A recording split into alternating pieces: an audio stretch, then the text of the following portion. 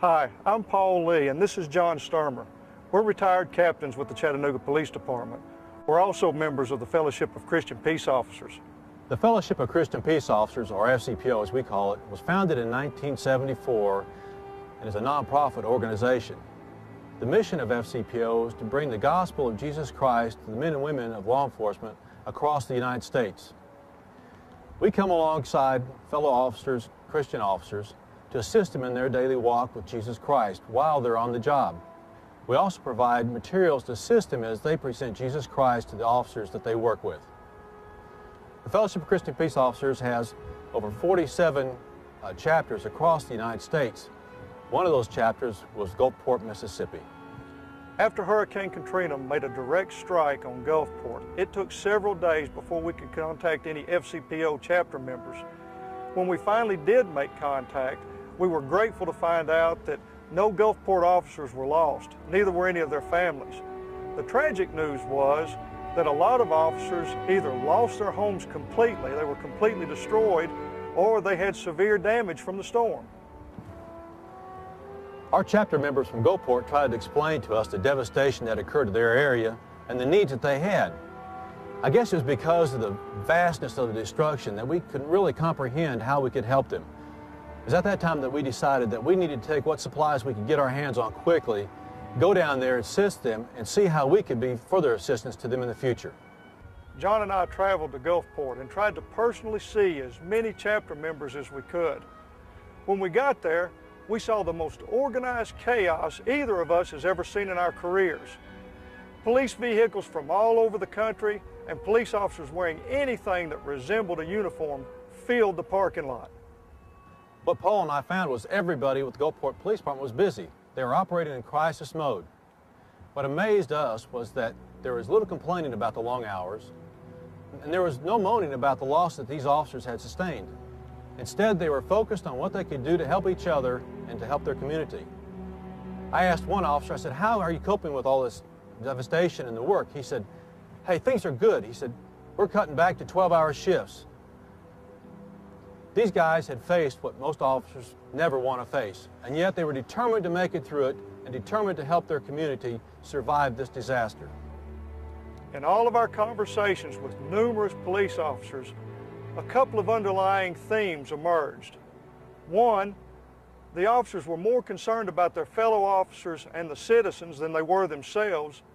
And two, they were emphatic that they, along with Gulfport, would get through this.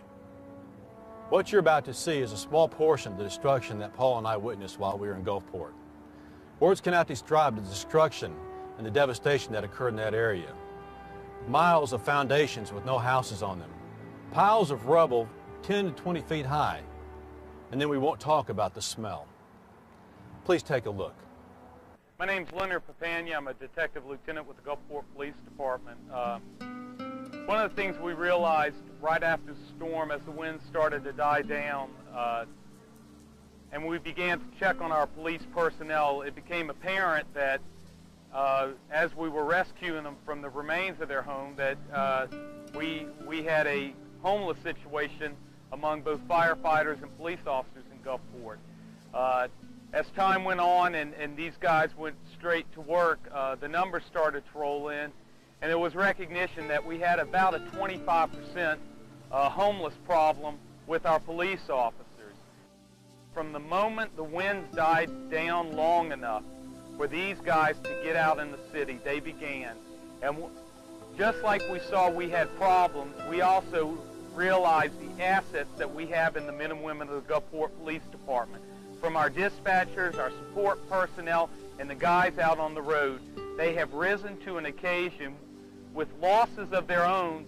They set aside and they focused on the problems of their community. They truly rose to the occasion and they got out there in the communities. It started first with resecuring our city, looking for victims of the storm, and as days followed, we saw an immediate need that our community needed food, they needed water, and we went from just being police officers to missionaries almost. And this has continued through the days. As time went on, the support began to roll in, and we turned into logistic coordinators. the effort of support and relief coming in requires the logistic movement and placement of all of these to make sure the assets get where the needs are. And so we're all learning a new way of policing here in Gulfport. The key is to set aside your personal problems and press on with the fight. My name is Brian Smith. I'm from the Gulfport Police Department, locally here. Of course, we've been at this thing since it started. I've been in this business for 24 years. I've always known that the police family was a close family, but I never dreamed what it was until this happened. The support that we've had come in here has just been unbelievable. You know, we had a lot of officers that really lost everything. We've had those that lost a lot, and we have those who were quite blessed, like myself. The only thing I lost was power. We've got guys who've been through the wars. We've got guys who have seen the bombings, the devastations in Baghdad. We've got officers down here that went through 9/11, and all of them, they view it in silence. They can't express. The only thing you hear coming at them is, "Oh my God, oh my God, what are the people going to do?" My name's Gary Ponche. I'm with the Gulfport Police Department. I've had this property on past Christian Henderson Point about 7 years now. I just got to the point to where I could build a house on it. I finally built a house on it approximately, I started it about a year ago. I've been in the house almost 6 months now. It was a brand new home. I chose this area to build my house because of the fact that it's so close to Bay St. Louis. The Bay Bridge was right there. I could go I'm 2 minutes from downtown Bay St. Louis. I'm 10 minutes away from my work in Gulfport on the beach, and I love the water. I love to fish, and that's why I chose to live so close as good to the Gulf. Caleb Williams with the Gulfport Police Department, and this is my house post-Katrina. Used to be on the stilts there, my stairs, and I used to face the street. Obviously it got picked up and turned. My porch is facing that way now, and it's where my neighbor's house once was. Everything in it is just destroyed and soaked and ruined, but it's all right, no big deal. You put your head down, water under the bridge. It's all God's anyway. I guess I've learned a lesson. That was my that was my 71 Ford F100. It had 30,000 miles on it. Mint condition. There wasn't an aftermarket part on it. Everything just like it was off the showroom floor. I've lived here for almost 5 years, 4.5 years. We raised our 2 kids here. It's the only home they've ever known. Our 2 dogs were here. We had 2 lots. This was the only street in Henderson Point that still had trees all on one side. So you could sit out here on the porch and just see trees. It was nice. But my family's in Texas. They're staying with my father in Texas, in Fort Worth.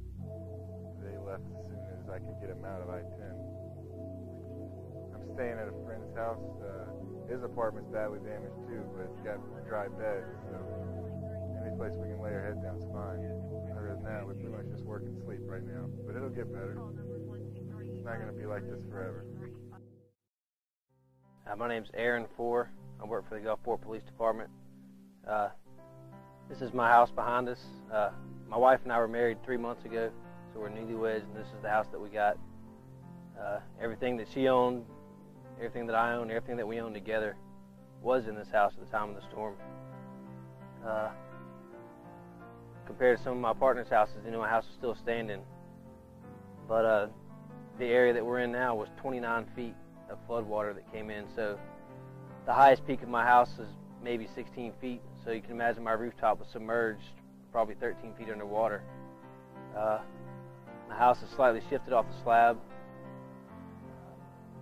The front windows are blown out. Everything on the inside of the house, my ceilings, my attic, the roof, everything is, everything has come down inside of my house. So structurally, it may be still standing, but everything on the inside is a total loss.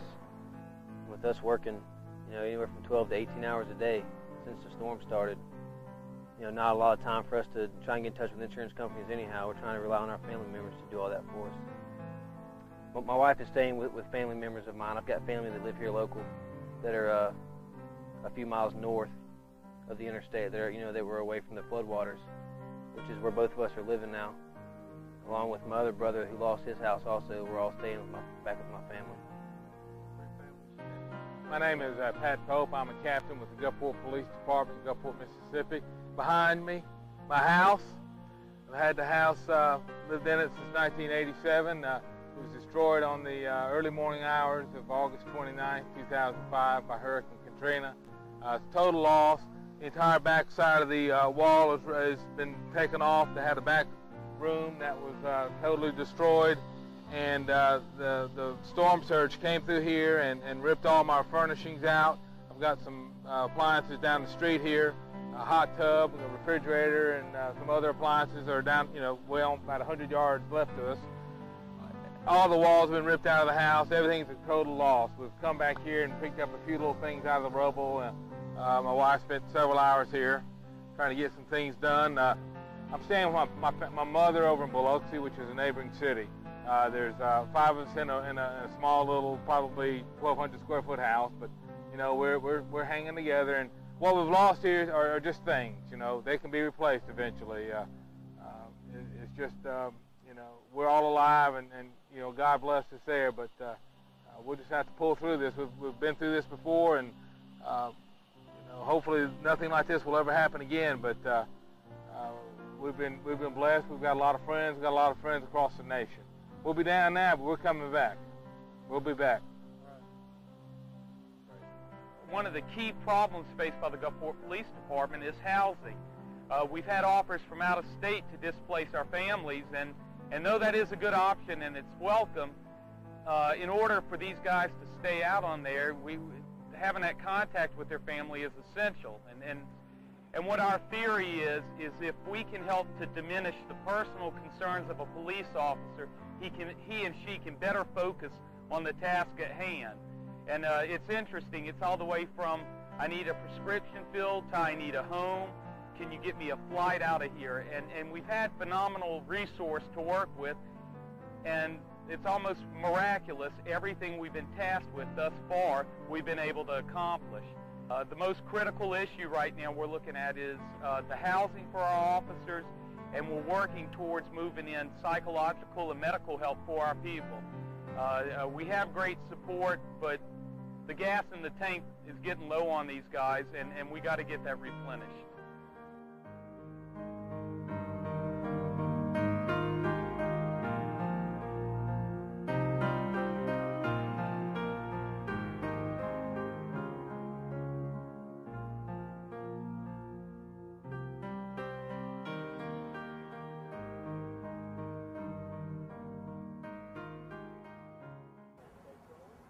As you can see, the impact of Hurricane Katrina on this department was devastating. 20% of the officers in Gulfport have either lost their homes completely or they've lost the use of their homes for a long time. The homeless rate with police officers is still climbing because the officers that resided in apartments are being told that they're going to be evicted because the apartment owners want to condemn their apartments. So those officers will be without homes also. These dedicated officers are working around the clock to help their community. They've had little time to help their families or go and check on their houses. They are facing the insurmountable task of maintaining their family and keeping their house together while taking care of their community. When anyone watching this video needs help, they call the police. Now the police officers of Gulfport, Mississippi need our help. We can either step up to the plate and help them, or we can remain silent. The choice is yours.